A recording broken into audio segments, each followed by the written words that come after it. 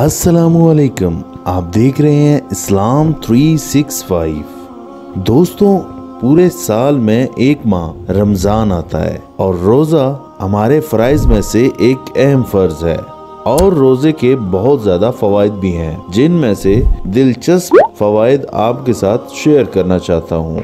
पहले 2 रोजे, पहले ही दिन ब्लड शुगर लेवल गिरता है, यानी खून से चीनी के मुज़िर असरात का दर्जा कम हो जाता है। दिल की धड़कन सुस्त हो जाती है और खून का दबाव कम हो जाता है, यानी बीपी गिर जाता है। आसाब जमा शुदा गलाई को जिन को आज़ाद कर देते हैं, जिसकी वजह से जिस्मानी कमजोरी का एहसास उजागर होता है। जहरीले मादों की सफाई के पहले मरहला में नतीजतन सर दर्द, चक्कर आना, मुंह का बदबूदार होना और जबान पर मवाद के जमा होना है। तीसरे से 7वें रोजे तक जिस्म की चर्बी टूट फूट का शिकार होती है और पहले मरहला में ग्लूकोज में तब्दील हो जाती है।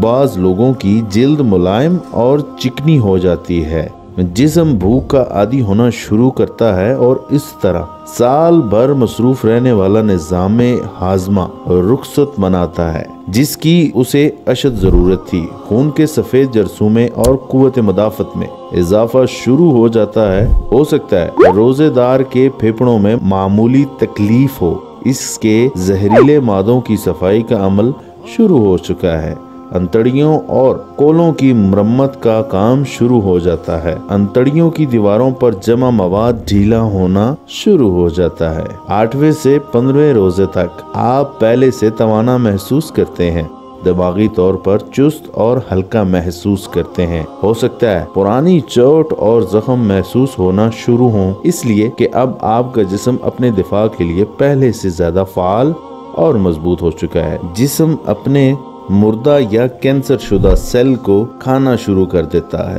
जिसे अमूमी हालात में केमोथेरापी के साथ मारने की कोशिश की जाती है। इसी वजह से खुलियात से पुरानी तकालीफ और दर्द का एहसास निस्बतन बढ़ जाता है। आसाब और टांगों में तनाव और इस अमल का कुदरती नतीजा होता है। ये कुव्वत मुदाफत के जारी अमल की निशानी है। रोजाना नमक के गरारे आसाबी अकड़ाव का बेहतरीन इलाज है। 16वें से 30वें रोजे तक जिस्म पूरी तरह भूख और प्यास को बर्दाश्त का आदी हो चुका होता है। आप अपने आप को चुस्त चाको चौबंद महसूस करते हैं। इन दिनों आपकी जुबान बिल्कुल साफ और सुर्खी माइल हो जाती है, सांस में ताजगी आ जाती है, जिस्म के सारे जहरीले मादों का खात्मा हो चुका होता है। निज़ाम हाजमा की मुरम्मत हो चुकी है, जिस्म से फालतू चर्बी और फासद मादों का अखराज हो चुका है। बदन अपनी पूरी ताकत के साथ अपने फराइज अदा करना शुरू कर देता है। 20 रोजों के बाद दिमाग और यादाश्त तेज हो जाते हैं। तवज्जो और सोच को मरकूज करने की सलाहियत बढ़ जाती है। बिला शक बदन और रूह तीसरे अशरे की बरकत को भरपूर अंदाज से अदा करने के काबिल हो जाता है। ये तो दुनिया का फायदा रहा, जो बेशक हमारे खालिक हमारी ही भलाई के लिए हम पर फर्ज किया, मगर देखिए इसकी रहमत का अंदाजा करीमाना के इसके अहकाम मानने से दुनिया के साथ साथ हमारी आखिरत भी संवारने का बेहतरीन बंदोबस्त कर दिया।